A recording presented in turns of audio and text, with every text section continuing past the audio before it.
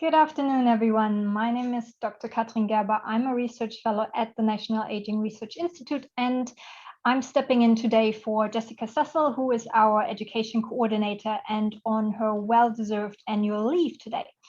Now, welcome to our online seminars in aging program. Today, we will be learning about elder clowns and the power of laughter in aged care.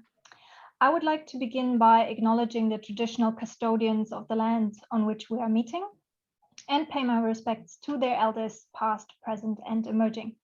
Now, firstly, a bit of housekeeping regarding Zoom. At the end of the presentation, we will have some time for questions. So if you have any questions, please submit them throughout the seminar using the chat function in Zoom. And today we will be hearing from David Simons, Rebecca Carr, and Jenny McGregor from the Humour Foundation. David is the artistic director of the Humour Foundation. He has worked in healthcare clowning since 1998. And in 2012, he was awarded a Churchill Fellowship to investigate elder clown programs in Scotland, the Netherlands, Canada, and the USA. Rebecca is the National Programs Manager at the Humour Foundation and has a really keen interest in improving healthcare experiences for children and older Australians. And her responsibilities include strategy, measurement, and evaluation of the clown doctors and elder clown programs delivered in hospitals and aged care facilities. Now, finally, Jenny, aka Bonnie, is a clown, musician, and spiritual teacher. She is an accomplished musician and is currently studying with the Australian Centre for Meditation and Mindfulness, where she is learning how to combine these areas of art and holistic health for well-being. So today they will be presenting Elder Clowns, bringing laughter, joy, and connection to residential aged care. Welcome, everyone. Over to you, David. Thank you very much, and thanks everybody for coming along today. It's a great pleasure for us to be able to be given this opportunity to talk about our work. So just straight into it. First of all, a few words about the Humour Foundation. So we were established in 1997, so we're almost 25 years old now, and we're a national charity, and we're dedicated to improving the healthcare experience of children, sick children in hospitals, and older people in aged care facilities through laughter and connection, essentially. We have two core programs, the Clown Doctors, where performers work at the bedside of sick kids, and the Laughter Care program, which is elder clowns performing in aged care facilities for people with dementia generally, or those who are socially isolated. So obviously the Laughter Care program is the one we'll be talking about primarily today, or elder clowns who work in the Laughter Care program. So just a few words about what the Laughter Care program is. In the Laughter Care program, elder clowns who are highly experienced and very skilled professional performers and who have been taught in the art of therapeutic clowning work with visit people who are socially isolated or are living with dementia, and primarily in aged care, residential aged care facilities. We do mainly one-on-one visits, but also small groups. But the one-on-one connection is really essential. And our goal in the work is to improve the quality of life of the residents. And I'd like to now just start the session with a little video, which sort of gives you a little insight into the lovely play that can occur between elder clowns. In this one, it's the elder clown Freddie working with Maria, and Maria is a woman who lives with dementia. And here's just a little insight into some of the interactions that can occur.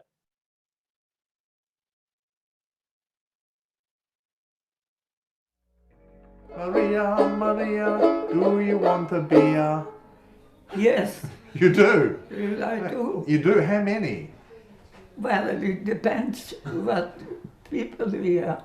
Okay. I can't afford that much beer. You can? Not really. I don't know if I could buy that much beer. Then you better disappear. If I can't get the beer, I'll have to disappear. Is that how it goes? Something like that. Okay, all right. Well, I'll see what I can do. I'll have to borrow the money. I thought we were friends, and now I think you just want me for my beer. I think that you're right. Yeah, so that's just a very just a little insight into the beautiful interactions that can occur, and what we love about those interactions is how much the person who's living with dementia plays the role they play in the interaction. It's definitely not just one-sided. And now I'd just like to talk a little bit about the research findings that support our work. So the Human Foundation was the centre of a world-first quantitative study to measure the benefits of this program in aged care. And the research was called the Sydney Multi-Site Intervention of Laughter Bosses and Elder Clowns, or SMILE. It was a 3-year study funded by an NHMRC funded study. Randomised control involving 35 aged care facilities and 398 residents. Now, the most significant clinical finding was that the agitation levels of residents decreased to the same extent as would be expected using antipsychotic drugs, but of course without the associated side effects. But there were other results too, and it was found the residents who experienced higher doses of engagement with the Elder Clown program showed greater improvement on depression, behavioural disturbance, resident-related quality of life. There was also benefits for staff members who engaged in the program as laughter bosses, which is a person who works with the Elder Clown. And what they reported was satisfaction with what they'd achieved in undertaking a role, finding greater enjoyment at work, and also increased interest in the residents as unique individuals. There are also perceived improvements from staff who were not directly involved in the program, and they included positive change in staff attitudes and approach to care delivery, reduced stress levels, and improved communication, teamwork, relationships, and empathy among staff. So these were lovely extra findings of the research study. This study was also supported by a more recent study done in Toronto, which was a before and after study, also of an Elder Clown program, where Elder Clowns again visited for 12 weeks, this time twice weekly. And the findings of that study was that Elder Clown reduced moderate to severe BPSD of nursing home residents with dementia, primarily of the Alzheimer's type, and also significant improvement in behavioural symptoms, and agitation distress was significantly decreased. So that was the quantitative studies, but there are also lovely qualitative reports of the beautiful interactions that occurred between the Elder Clowns and the people living with dementia. And Pia Contis, who was the lead investigator, that describes as interactions as being modified and co-constructed exquisite moments of empathetic, creative, and playful engagement, including verbal and non-verbal communication. So there's beautiful improvements of quality of life, but just also beautiful moments of interaction and connection. Now the Elder Clowns are worldwide. We are across the world, and yes, I visited some programs as part of my Churchill Fellowship study in 2012, and on a group from that, which is a group in Montreal, have recently conducted a study investigating the work done by Elder Clowns across the world and seeking understanding of the techniques used by Elder Clowns. This study done by the McGill University School of Physical and Occupational Therapy. It involved 23 Elder Clown performers from 8 different countries across the world. And there were a number of commonalities found amongst the techniques of Elder Clowning. And number one, across the board, was getting to know the person. So this is the Elder Clown work is fundamentally person-centered, and the basis of it all is really getting to know the person. And other essential elements of therapeutic clowning included, to make the work therapeutic, it was important there was no clear, obvious therapeutic agenda other than connecting and bringing joy. But also, in order to do that, the Elder Clown needed a great sensitivity to the residents' culture, their music, their mannerisms, who they are, what they like. And also, in order to meet the need of the residents they engage with, their work had to be ultra client-centered, again, person-centered care. And in order to meet the need, they employed their artistic skills, which included storytelling, music, dance, improvisation, play. And that because of their high level of skill in these areas, that added richness to the engagement between the elder clown and the resident. And that ultimately the strategies used by the elder clowns empower the residents and provide agency to them. So that's a quick summary of some of the work that's been, some of the studies that have been done about the work. I would now like to hand over to Bonnie, or Jenny McGregor, aka Bonnie, to give us a story about her work as an elder clown. Thanks so much, Jen. Thank you, David. Yes, I just want to tell a brief story about a resident, Margaret, that I worked with in a facility in Sydney. And Margaret was suffering from severe dementia. She was often quite confused. She would be found talking about her father that's going to pick her up, and my father's going to be here to pick me up. Of course, she was 89 years old. Her father wasn't going to be picking her up anytime soon. And she would be quite a disturbance on the floor of the assisted care unit that she was on in that facility, often getting aggressive with other residents and with the staff, and starting arguments. And she's often thought that everyone was against her. And, you know, it's just a bit of a disturbance. She would get quite confused, wandering off into other people's rooms. And the staff had to take a lot of time often to either calm her, settle her, or remove her from places where she wasn't supposed to be. And the beauty of our program and as Elder Clown Bonnie is that we meet the residents where they are at. And so as Bonnie, I spent many months visiting Margaret, and we'd often just sit and talk about her father when she would be telling stories about her father coming to get her. Rather than discrediting her story, we'd validate and listen, and you know, I wonder where they were going and what kind of car he was perhaps driving. And this empowered Margaret, and she started to gain trust in Bonnie, and I was able to sort of bring out some of the other tools out of my toolkit, and sometimes I'd be seeking advice from her, and again empowering her. I have a little jewelry box that I would have some necklaces and ask her which one I should wear for my brother's wedding, or I would do some storytelling things with her, or we'd plan a trip together using just a few options where she could actually physically focus on what we were talking about. You know, I'd give her two options. Should we go by plane or by train? And should we go to the beach or should we go to the countryside? And not only would this help me learn about Margaret, but it would actually just bring her back into the moment, center her, and just help with that confusion a little bit.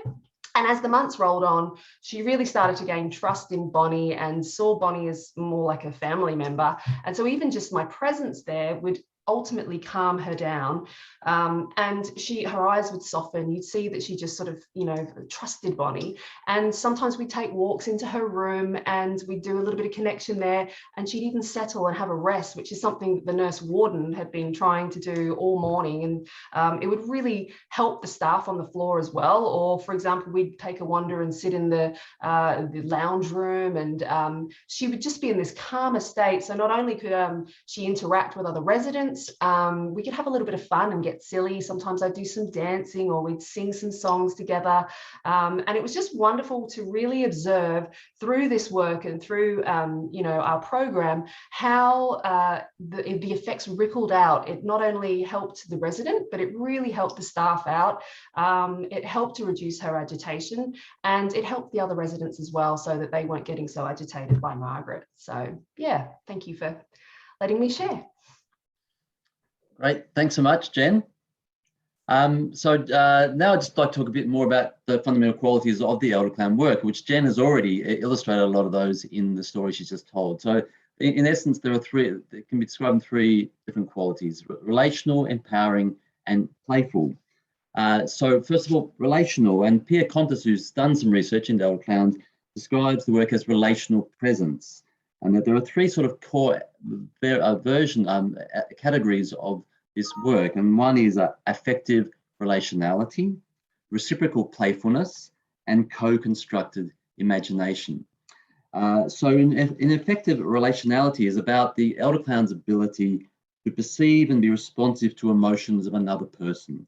Elder clowns are very skilled at empathy, because acceptance and acceptance of all emotions, not just positive ones, because this is essential for creating meaningful connection. So as Jen illustrated in the previous story, you need to meet the person where they're at and accept who they are.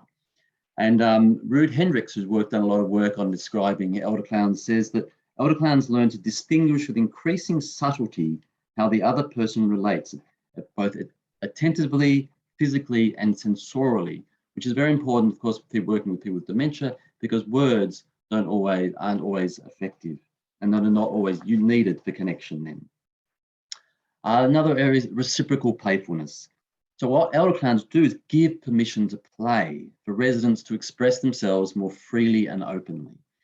And so this is the work we do is not performance at, this is engagement with. We are performers, but it's not about performing at. And our goal is to make the resident the star of any interaction. The resident tells the joke, sings the song, tells the story of their life.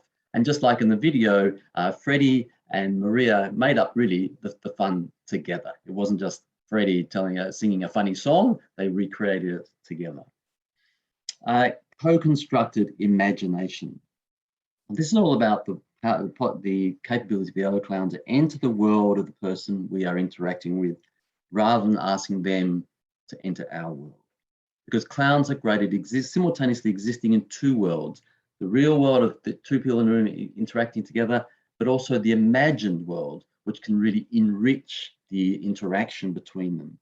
Because so imaginative possibility is particularly valuable, again, in the context of dementia, where boundaries can shift between time, place, and person and become more fluid and less defined. So it's very important to be able to maneuver between imagined worlds and the real worlds. So this is, again, another important quality of elder clowns. And this is sort of summed up in a way, I think, by Ruud Hendricks in this quote I've got here about elder clowns and clowns and their curiosity. And what he says is what clowns want to do more than anyone else is to get rid of familiar meanings and put themselves at the mercy of the situation. In the way they approach the unknown as curious, naive outsiders, clowns are akin to anthropologists carrying out investigation in the field. I suppose what's really important about this is the clown's absolute ability to accept whatever is happening here and now in this moment and be curious about that. And that is what can lead to great interaction and connection. Or as one of our elder clowns says, we're always searching for the right keys. So that's relational presence. Relational. Another quality of elder clowning is that the work is empowering. Well, obviously with dementia, there's a great sense of loss of social capital often as for people, a loss of role, a loss of sense of self, a loss of responsibility. And for the loved ones of people living with dementia, a loss for the loved one that they used to know, that the mum, we know the mum I used to know, the dad I used to know. So what elder clowns do, we empower people by absolute acceptance of who that person is now rather than who they used to be. And we do a lot of validation and celebration of who they are and what they've done in their lives, what they like to do now, what their dreams and thoughts are now. And as clowns, we're very good at honoring their wisdom. Clowns are low status. And what we can do is to demonstrate to these people who have lost a sense of social capital or of having a role in the world, we can help to return that by honoring the wisdom they have. It may be a more simple way by getting advice, as Jen talked about, maybe about advice about which hat looks best on me. So very simple ones, or it could be as significant as inquiring about more profound social issue or philosophical issues. Should I get married? Should I have children? And in seeking this advice and the wisdom of a person with dementia, what we're seeking from them is ideas, not facts. So again, this is an interaction where facts don't matter. You don't need to know the real detail. So it's not a stress on your memory. It's all strong about feelings and philosophies. And so the people we interact with can be very, very clear about their opinions on marriage and children and other important ideas. And the other thing that we give as elder clowns is presence and time. We give people time. Silence in our interactions is okay. We will sit in silence to allow connection to develop with the people we meet. We allow them to come to us. We don't force our presence on them. And this is a great way also of actually empowering people who sometimes feel under great pressure to communicate more quickly than they're able to. Another essential element of clowns, of course, is being playful. John Killick, who writes about playfulness and dementia, says that play refreshes the spirit, promotes bonding, encourages intimacy, and is a continual rediscovery of the principle of the joy in simply being alive. Play can make the moment matter, can make this moment matter, this moment worth living, this moment meaningful. And I have a quote here from one of the residents that I met as part of the Churchill Fellowship, where she just said, when the clowns are coming, it is like I open the window and I can breathe more oxygen. She feels more alive when they're there. And this play, and what's also great about play, is that play welcomes the unexpected, welcomes mistakes. So it's a very safe place. It doesn't matter if mistakes are made. In fact, mistakes can be funny. Mistakes can lead to great humor. And also play allows a huge range of interaction. The one remarkable story from my observation of work in Montreal was a resident who actually convinced the clowns to enact her own funeral because she was very cross with God, that God hadn't taken her yet. So they just made the funeral themselves, and they just went ahead without God's permission. And to great delight, of course, it wasn't a sad event; it was a hilarious event. And by the end of it, the woman was much less angry with God than she was before. So play is a great way of leading to laughter. And we have a principle in our work called the journey to laughter, which begins with connection, which leads to rapport, which leads to play, which leads to laughter. So you don't have to be funny to cause laughter if you're willing to connect with people and play with them. So a little bit about, we do work in partnership with staff in our work as elder clowns in the laughter care program. And we call the people we work with laughter bosses. They're part of the SMILE study, the laughter bosses in the SMILE study. And at the beginning, their role is really about introducing the elder clown to the resident. So as this is my friend, so I'd help to make that interaction more easy at the beginning. And then as the elder clown gets to know the resident better, the role of the elder clown then is to model really successful ways of interacting with residents, and for the laughter boss to learn from that, and then for the laughter boss to take that learning and continue it between visits of the elder clown. And when we do our training with laughter bosses, there are two really important elements to that training. Because there's a great association with clowning of being, lots, noise and color and movement and being, big wigs and squirting water and all that kind of stuff. It's very important the laughter bosses understand that the fundamentals of clowning, the real baseline, the foundation is sensitivity, connection, and awareness. It's all got to start from there. And from that, you build on the ability to be playful, creative, and expressive, but not until you really understand that the foundation is about connection. And finally, a word or two on our response to COVID. So yes, everybody was thrown out by COVID, but we managed to successfully transition our program in a number of ways. The most common one was Zoom work, which we called Connecting You Now. And you'll see a picture here of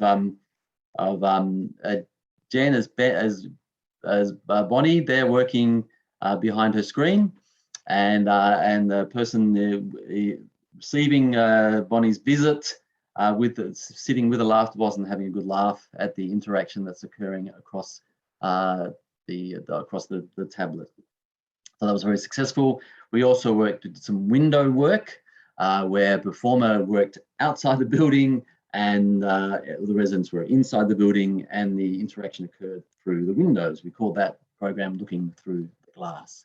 And finally, we did a program of actually writing letters, because the elder clowns had created such wonderful relationships with the residents they'd met over time. They were able to write them letters, and then staff members would read the letters out to the residents. And here's a lovely photo you can see the man really enjoying the letter he's received from one of the elder clowns. So thank you. That's all from me. I'd like to now invite Bonnie to tell us another story, this time a bit about her work in COVID, and then it'll be over to Rebecca Carr. Thanks, Bonnie. Thank you, David. Yes, the Connecting You Now program really was a wonderful creation to come out of a challenging time with COVID. And it was a really new way for us as clowns to work through the screen. But it's amazing how much play you can have through the screen. One person that springs to mind is a resident called Peter, who I worked with at another facility. And Peter was unable to walk anymore. So he was sort of mostly just sat in one of these water chairs, and his speech was not as good anymore, so even getting a conversation was quite hard for him. So getting around, making friends in his facility was not an option for him. Obviously, staff can't sit with him 24/7, and with COVID, he was not having any visitors from friends or family. So a lot of his time was actually spent, in this chair, in front of the television, or sometimes just looking at the ceiling. And I had many, many playful interactions with him, but one that springs to mind when David was asking me about stories was a time where he got a little bit flirtatious with Bonnie, and he asked if Bonnie was married, to which Bonnie thought he was perhaps proposing to her. And when she posed this question to him, he said yes, he was.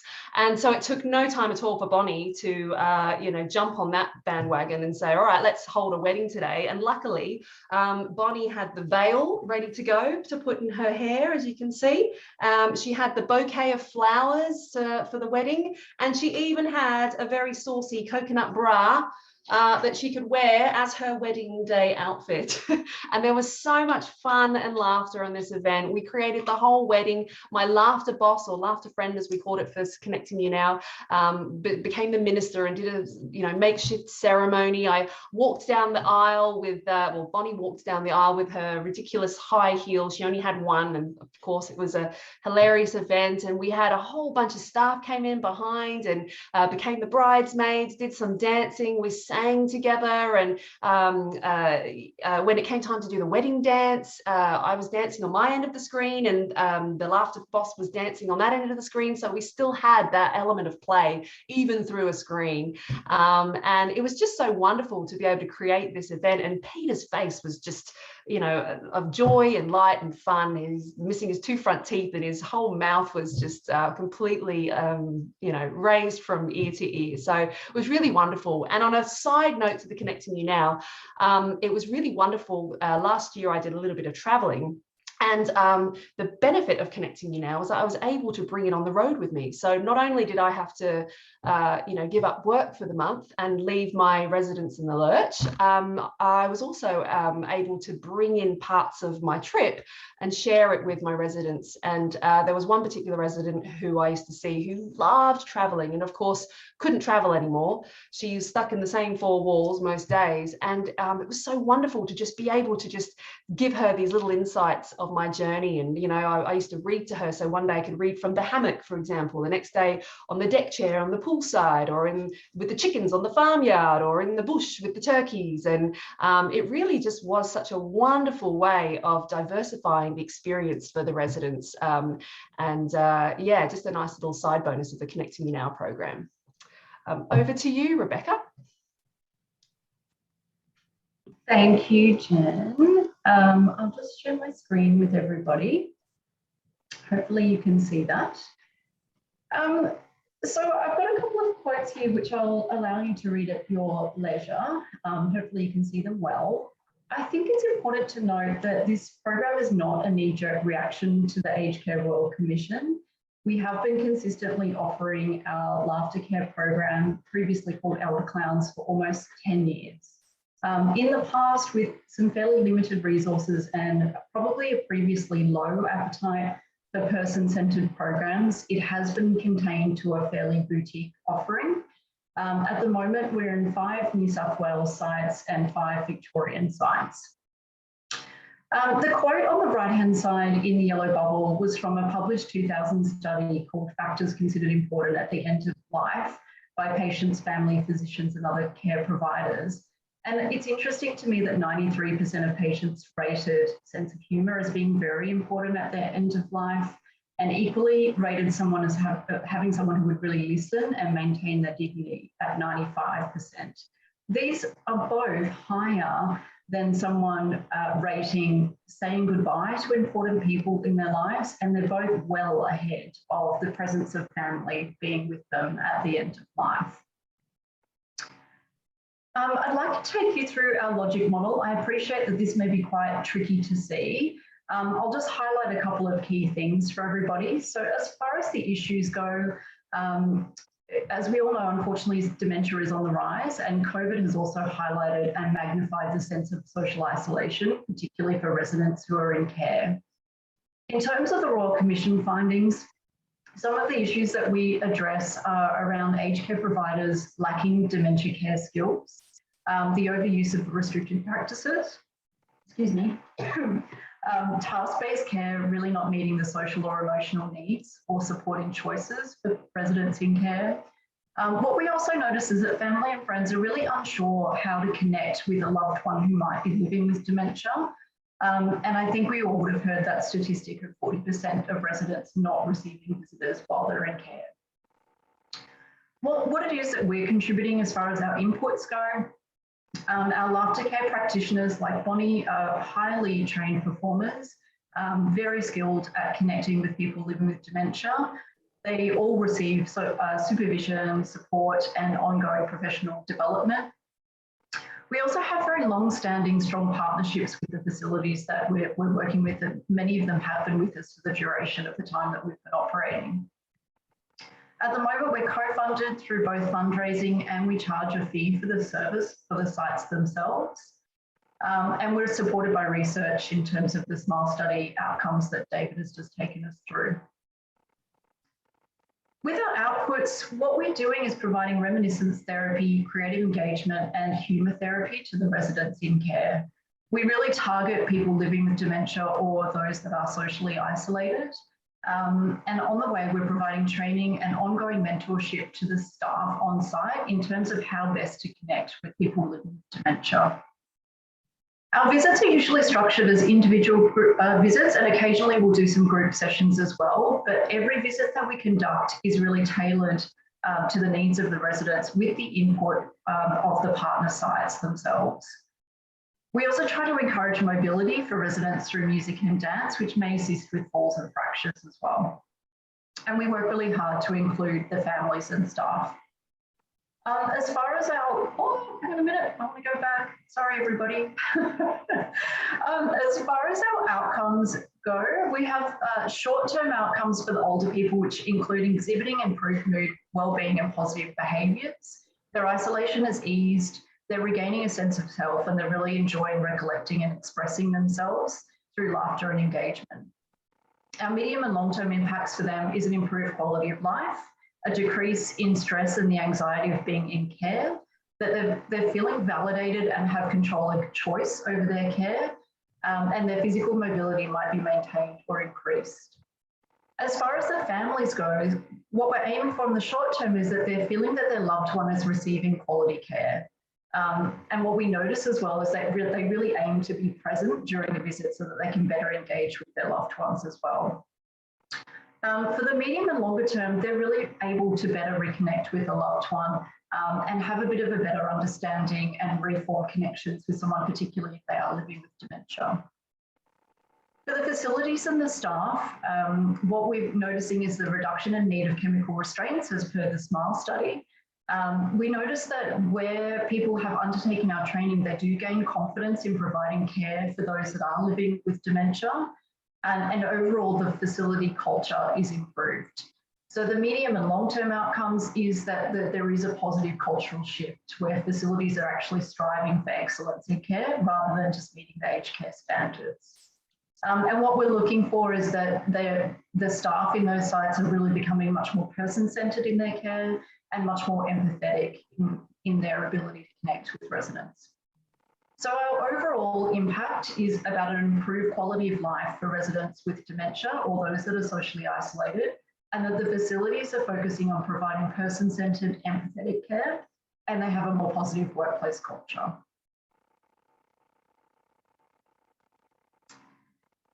So for us at the Humour Foundation, we are about to embark on our next 3-year strategy, and there are a couple of key areas there that I'd like to talk you through quickly.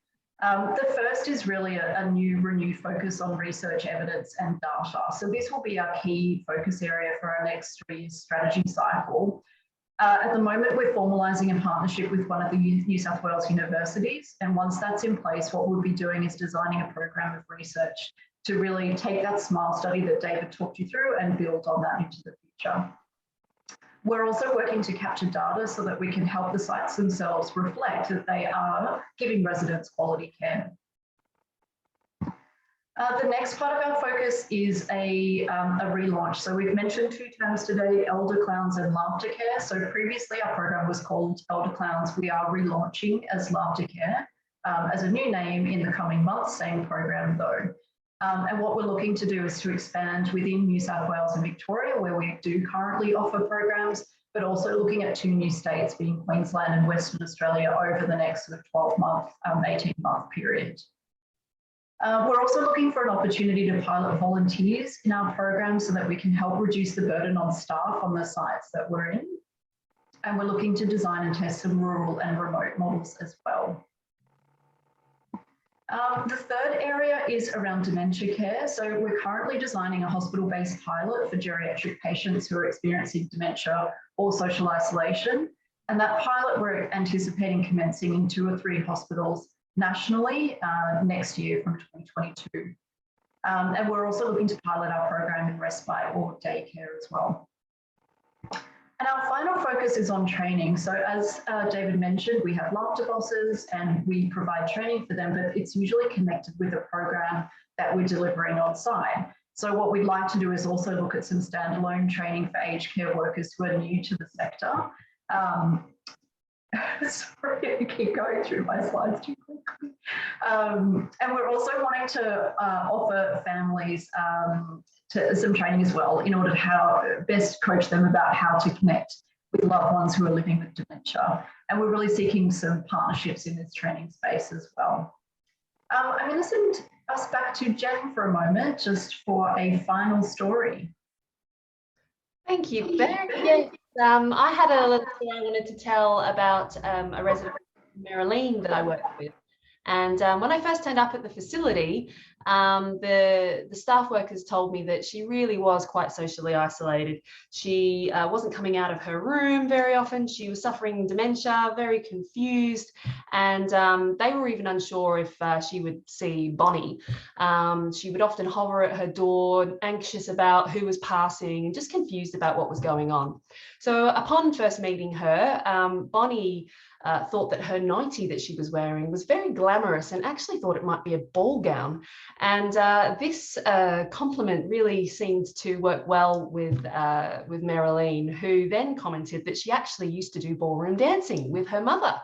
And so after a little bit more connection and sharing in her room, which went pretty well, Bonnie actually suggested that they maybe do some ballroom dancing together in her room. So I played some ballroom music and actually managed to get Marilyn up, and in the small little space in her shared room between the curtain and her bed, we danced together, holding hands and sharing a beautiful moment with about 4 staff members at the door, jaws hanging on the floor. Couldn't believe that not only Marilyn was interacting with someone new, the clown, but also dancing.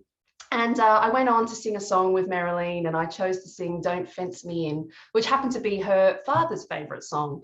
So it was a beautiful, special moment, and just this special visit for Marilyn really seemed to work for her. And she wanted to see Bonnie out on this first visit to the door and show her gratitude. So she saw me out to the door, and Bonnie was unsure which way to go in the corridor. So Marilyn even ventured outside into the corridor and down along the corridor to show Bonnie where to go, which again shocked the staff members who hadn't really seen her venturing out at all.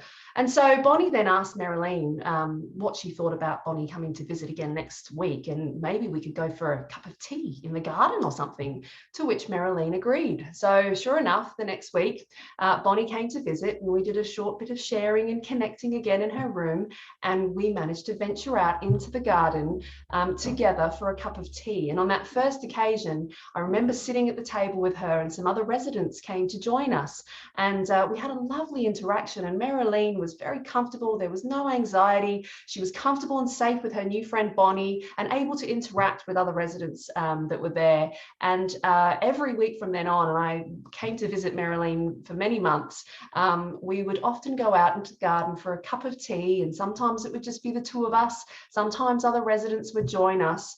But what was really wonderful to hear was that the staff members had actually informed me that even when Bonnie hadn't been visiting, that Marileen had started venturing out of her space, out of her small container, and out into the garden to join other residents on a more regular basis. So this program really, does help people to venture out of this isolated state, and we help people to be able to connect again.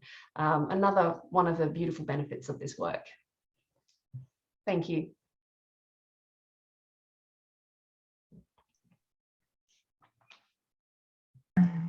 Thanks, Jen. So just to finish up, I just wanted to touch on a couple of opportunities for involvement. If it was something that you were interested in, we are always looking for research partners. So if that's something that strikes you might be interesting, please feel free to get in touch. If you happen to work at a residential aged care site, facility or hospital, and you wanted to trial this program, of course, we'd love to hear from you. We also have got training opportunities, and we would love to discuss partnerships in that space. And finally, in terms of volunteering, as I mentioned, it's something we're interested in piloting next year. So equally, we would love to hear from you there. So I guess if you wanted to get in touch, I would be the best person, and my contact details are on this slide if you require them.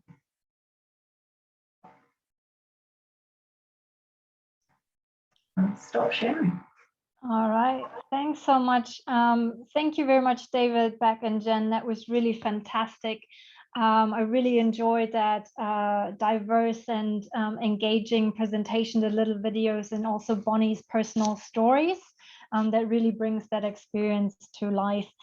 We now have some time for questions. If you have any questions, please submit them through the chat function. Alternatively, you can also simply put your video on and unmute yourself and ask your question in person. And while we're waiting for some questions to come in, Bryony Dow, our director, had a question in the chat. She said, thank you for the great presentation. Not everyone can be an elder clown. How do you learn to be an elder clown? Is there any formal training? Do you need to have certain personal qualities? In other words, is there an elder clown test that you need to pass? How does that work? I should probably answer this one. Thanks very much, Bryony, for the question. I think with regards to this, two levels. There's elder clowns, and then there are laughter bosses. So our elder clowns are, they come to us already as really highly trained professional performers. They have most of them have a long history in working in live performance, in clowning, in theatre, in dance, a whole range of backgrounds. But fundamentally, they are working performing artists. And then when they come to us, then we add training to their existing skills, and that training is about really focusing on how to bring those skills to working with people with dementia or people who are social isolated, really in the context of an aged care facility. So that's sort of the sort of route to becoming an elder clown. Of course, and what Beck's talked about is that we're very interested in training people. We're very interested in sharing our skill, our knowledge with people who want to be able to interact more successfully with people who live with dementia, or even again just socially isolated. So we have a plan to really amp that up and really make that stronger and stronger, and hopefully make it a longer term training for people that they can do that in the years ahead. So in terms of certain personal qualities, we do talk about, as I said, you might feel you need to be funny. You don't have to feel necessarily be funny. It's that thing of, if you're willing to connect and build rapport and play, then you will lead to, that can so often leads to laughter. We have our best laughs with our people we know well. So that's and we just, sorry, you have to be good at being a stupid model. And yeah, a stupid model, not a supermodel. That's very important. You have to be willing to take yourself not too seriously. Be willing to be laugh. Just have a lot of fun. Another core thing we say in this work is that you've got to see that the people you're working with are people with difficulties and not difficult people, so that you can really also see the moment that's going on and about their sort of core qualities. But if you really, so the two elements, the whole elder clown journey, and then the sort of laughter boss journey. Hope that answers the question. Yeah, beautiful. I was wondering, as you were speaking, how many elder clowns are there now as part of the Humour Foundation? Is there, do you know off the top of your head how many exist? We've got about 12 I think at the moment. So yeah, who are actively working. Yeah. Some of them work as clown doctors as well as elder clowns, and some just work as elder clowns. Have you heard from those that work as elder clowns and clown doctors whether it differs depending on the population you work with? So whether you work with children or with older people? Let's let Jen answer this one, because Jen has experience of both. Yes, I worked a lot as Dr. Dottie in hospitals for 7 years as a clown doctor, and then slowly transitioned into the elder clown work. In terms of the nature of your question, are you asking sort of the differences of what I noticed in terms of, so I mean, for me, there's the obvious difference, you're working with children versus working with elderly, but there is a lot of similarities because both want to play, both, have a good sense of humor and, are ready to have some fun. And I mean, as a clown doctor, we work in pairs. So there is that sort of possibility for, improvisation between you and the partner. And whereas as an elder clown, you work singly as a clown, but you do have your laughter boss, which is what we've sort of talked about in the presentation. And you can do a little bit of fun and interaction between the laughter boss. It's just not another performer alongside you. But I guess the main difference, well, not even difference, because I do use a lot of music in the clown doctor work, but as an elder clown, music really is very prevalent. It just brings back so many memories for the residents. They just love when Bonnie pulls out her ukulele and plays some good time, old time songs, and touch as well has been. I mean, we're living in a new world now with COVID, but pre-COVID, that was another thing. It was not in the clown doctor world, obviously being in a hospital environment, keeping clean, but touch was a very important part of what we were doing as elder clowns within the facilities, and just really connecting with people. But it's interesting from my own point of view. I wasn't sure if I was going to enjoy it because I love working with kids. I have kids. I've done a lot of kids shows and performances in my life, and it seemed easy. A clown, kids, like you'd expect that. Whereas when David started trying to get me to go to the other side, the dark side, I thought, clowns and elderly. Even I had that sort of slight stigma around it. And I went to watch one of the elder clowns perform to sort of have a look and see. And I was just blown away by the beauty of the work and the scope for play and for connection, and also the need for it. That was what really blew me away and made me want to do this work even more. There's such a need for connection and play in these with these residents in the aged care facilities. And sometimes I reckon I have probably been even more playful and more cheeky with the elderly than I was as a clown doctor in the hospitals. So yeah. Yeah, that's lovely. Someone was asking, from where can we get all the clown costumes? Well, I was just talking about this with you before. I bought my 1950s dress. I've got to stand up and show you all. It's a very beautiful long dress with my socks to match. And a petticoat as well, but we generally, as elder clowns, dress in the sort of attire that one would have thought they might have had back in the times where our residents were a bit younger, so the 1960s, 1950s sort of look, just to bring back some of that memory for them and reminiscence. And this particular dress I got online, but my mum happens to be a very good seamstress, and I showed her this design, and she actually made me a whole other tartan dress that it's like a green color that's pretty much exactly the same. So my mum is the person to call for good attire. We're having heaps of business now. No, she doesn't do it for business, she just does it for pleasure. All right, we'll contact your mum if we need clowns. Can I add to that, Katrina? Actually, the kind of costumes we deal with, secondhand stores are fantastic to go to, and they're great. And clown costumes, and it's not necessarily about a lot of garish color and thing. It's about something that makes you feel playful, and that actually support you. And in elder clowning, especially, as Jan said, costumes we want them to actually be beautiful and playful at the same time, because when we enter, the desire is that when the residents see us, they see something of beauty. So it's a clown which is sort of playful, but there's also beauty. Yeah. Thanks. I love that comparison, and I feel like dressing a bit more playful now after seeing your lovely outfit, Bonnie. I was also wondering, when you were talking about going into aged care facilities, how does this process actually work? So are residents being volunteered or suggested for visits by the elder clown, or is it the staff or the family suggesting that this resident might benefit from a visit, or is it the older person actually volunteering, saying, this sounds like fun, can I have a visit? Yeah, I'll take that question. So generally speaking, when the elder clowns arrive on site or virtually, they'll have a conversation with one of the staff members, and they'll really sort of work through the residents in terms of who may be most in need of a visit. And at times, if we've been there for a long time, that can go through a period of flux where you might work with someone for a period of time, and then there might be some other residents who sort of present themselves as being a bit more in need, and then we'll sort of move on to them and circle back. So as we said, it really does kind of permeate the site rather than just sort of individuals. But it's a close relationship with the facilities. Yeah, that makes sense. Can I ask, how often do you visit a facility? Is it on a weekly basis, or does it depend? And also, how long are these visits? Yeah, we tend to visit about once a week. We have got 1 or 2 sites, however, where they have us come 4 times a week.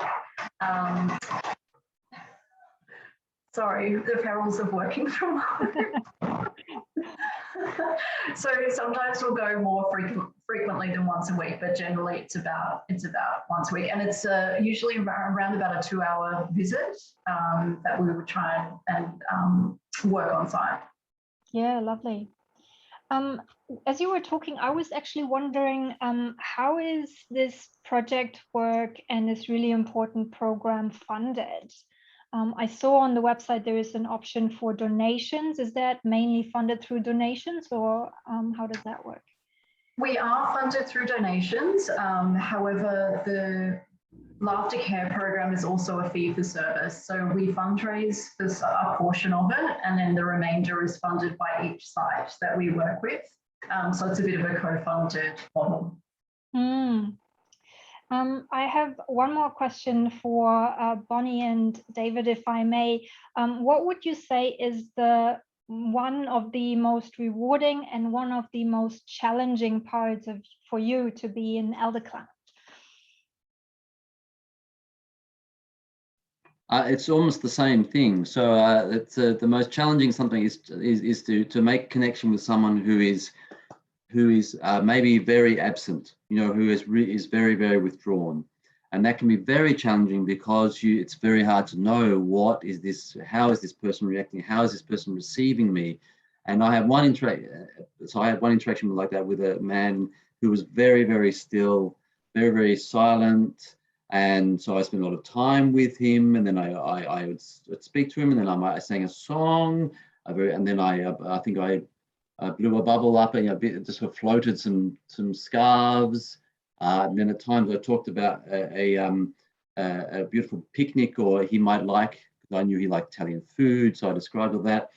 And I talked about his moustache. I loved his moustache, and then put on a fake one and asked him his opinion of my beautiful moustache. So it was sort of a mix of connection and play, all without him making barely a sound.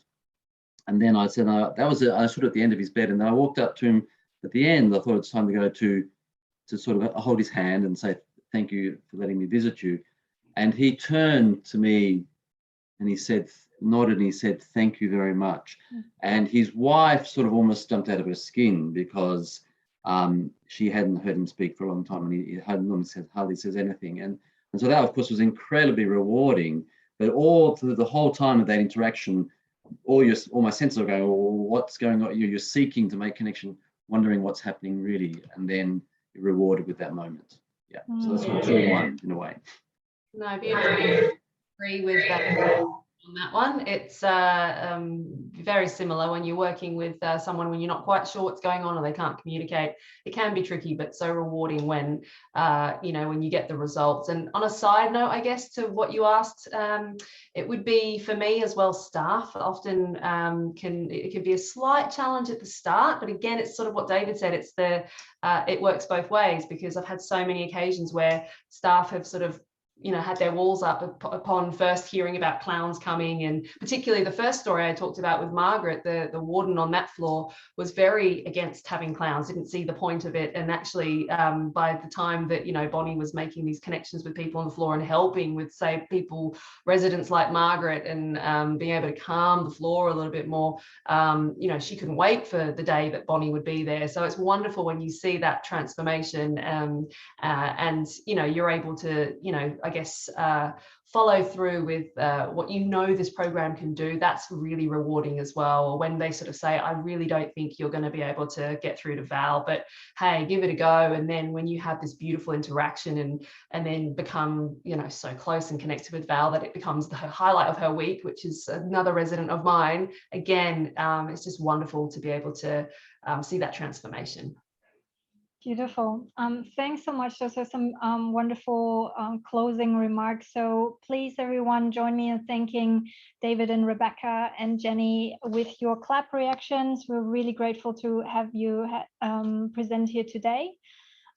This concludes our seminar for today. Next week, we will have Terry Chong, who is presenting on dementia risk reduction with a focus on physical activity.